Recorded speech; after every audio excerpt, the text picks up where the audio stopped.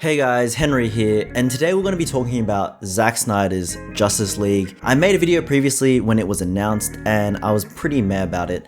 Not really sure that it would have changed much, but after seeing the film and the fanfare around it, it's pretty safe to say it was a good decision and a good investment by Warner Brothers to have Zack Snyder finish off his cut of Justice League. Right off the bat, this film is definitely way better than the theatrical release that came out in 2017, but that being said, the bar was low as hell, because that movie was complete trash. Zack Snyder's Justice League is by no means a masterpiece, and I think it really is important to note that the context behind the making of this film really matters. The biggest thing is that it's a 4-hour film, and if in 2017 Zack Snyder finished the film the way he wanted, supposedly in this 4-hour form, there is no way in hell that Warner Brothers would have let it be 4 hours long. It's only because that it was going straight to streaming that they would let him make the movie as long as he wanted. And movie studios don't want movies to be ultra long, because that means the film will be screened less times. For example, imagine there's a theater with just one screen, and they screen films from 8 AM until midnight. That's 16 hours that screen is being used. So that screen can show 8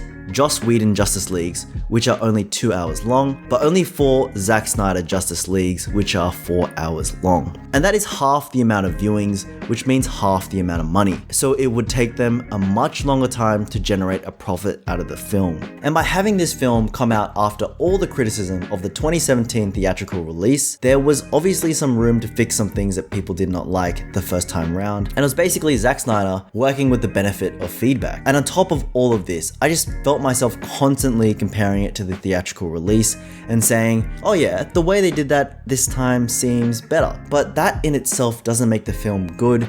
It just makes the film better than the 2017 version. And I found it really hard to watch this film as a film on its own. I just couldn't help myself but compare it constantly with the 2017 version. So let's talk about some positive things. What definitely jumped out to me was Steppenwolf. His design was way cooler and definitely more intimidating, and it created an experience where you really felt like this guy was from another universe. Whereas before he was wearing, this sort of armor thing that sort of was humanoid in a way, but this armor constantly moving, constantly melting, really felt like alien technology. And Zack Snyder explored his backstory a little bit more and his relationship with Darkseid. And because of this, it really provides a clearer motive for him to be coming to Earth to fuck shit up. Whereas before it just seemed like, he just wanted to fuck shit up. But now you know why he's doing it. He's trying to redeem himself in the eyes of Darkseid, who is essentially God to him. And of course, The Flash and Cyborg, they got a lot more screen time this time around. We saw way more use of The Flash's ability, and we saw the full extent of his ability and how far he can really push it. And we also got Cyborg's backstory, starting from his accident and also his strained relationship with his dad and how he refined his skills to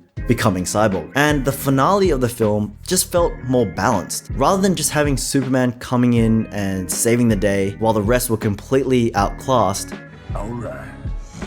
everyone seemed to have a role, and the Flash and Cyborg's roles were actually important. And it did feel like they could have won without Superman, but because he came, it was much easier. All these things were definitely rushed in the theatrical release, and because of that, it created a real disconnect with the characters because we didn't know them and we just didn't care about them at all. But even with all this stuff back in the film, it's still 4 hours long, and the pacing is just so slow. It's split up into these chapters that you could not watch one at a time because it feels like nothing is happening in each chapter. You really just have to watch this movie beginning to end. Unfortunately, a lot of the lines are still pretty stale. They managed to take out some absolutely garbage lines. But I'm also a big fan of justice.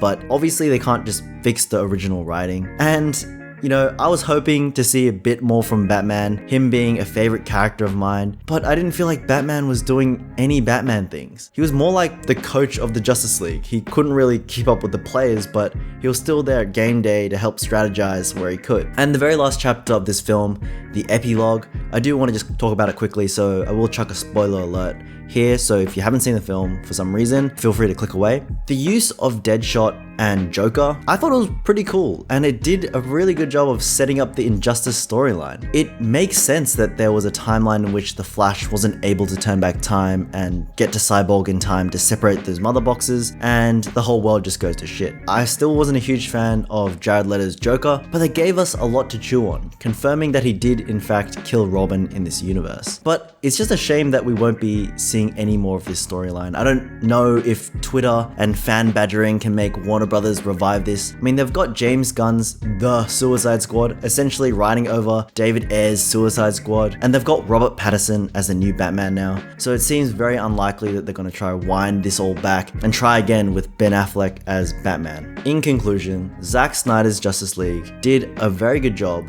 of adding more context to the film, and with this context, it actually created an investment in the characters. And it really proves that the source material really is fine. There's nothing wrong with the DC comics and the DC characters at all. But because Warner Brothers rushed to get a superhero team-up movie to rival the Avengers, it essentially sank the boat before it even left the dock. It's not like Marvel is only producing bangers, but they were able to build up a whole lot of goodwill by making a lot of decent movies going into these team-up films, and then really delivering on the Avengers movies. And the strength of those Avenger movies is the fact that the characters have already been introduced to the audience, and that the characters have also met previously. And because of that, we're invested in the characters and we're invested in those relationships. So even if they only had a few lines, the impact was really felt. DC just completely missed the mark on that, and Zack Snyder's Justice League in no way remedies that. But hey, at least it was better than the theatrical release.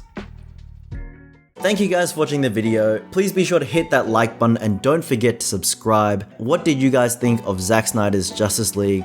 Do you agree with my take? I would love to hear your thoughts in the comment section down below. As always, thank you guys all again for tuning in, and I'll catch you all in the next video.